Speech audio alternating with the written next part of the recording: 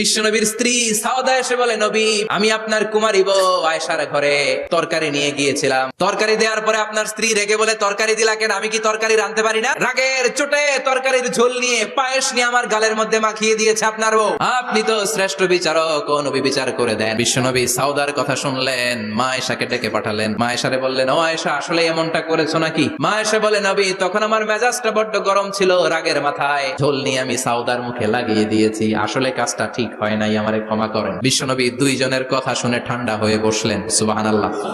দুইজনের কথা শুনে বিশ্বনবী বললেন, আমার আদালতের রায় হচ্ছে কিসাস। সাউদাকে যেমনি তুমি পায়েস মাখিয়ে দিয়েছো, সাউদাও পায়েসের বাটি থেকে কিছু পায়েস নিয়ে আয়েশার গালে মাখো। সুবহানাল্লাহ পড়েন।